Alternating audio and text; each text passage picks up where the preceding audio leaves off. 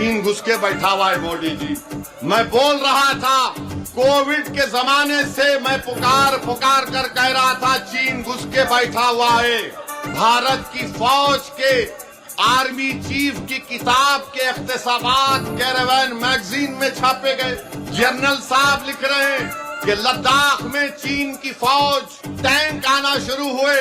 General साहब ने वजीर आजम के ऑफिस को फोन किया, वजीर दिफा से बातचीत की, एनएसए से बातचीत की, जितने जिम्मेदार हैं उनसे बात करके कहा कि चीन की फौज आ रही, क्या करूं।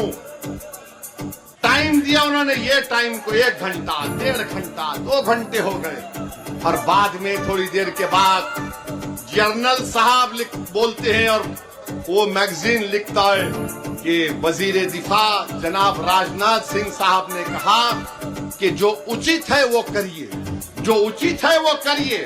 और हम लोग क्या किए थे, बालाकोट में स्ट्राइक किए थे पाकिस्तान के ऊपर। और मोदी क्या बोले थे मीडिया को, मेरे को फौज के लोग आके बोले कि सर अभी टाइम नहीं है, बादल बहुत है। मोदी जी जंग के एक्सपर्ट हैं, जंग के एक्सपर्ट हैं।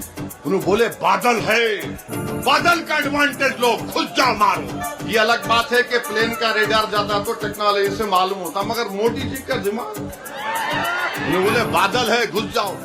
मोदी जी जब बादल को देख के आप बोले अटैक करो बालाकोट में, ये जनरल आपको बोल रहा था चीन की फौज आ रही आ रही आ रही आ रही आ रही, आप बोले जो उचित है वो करो। मेरे भाई, भारत के लिए जो उचित होगा वो काम करना पड़ेगा।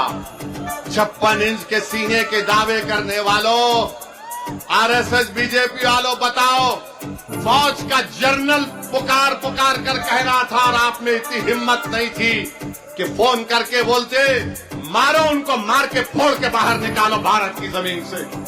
आप नहीं बोल सके।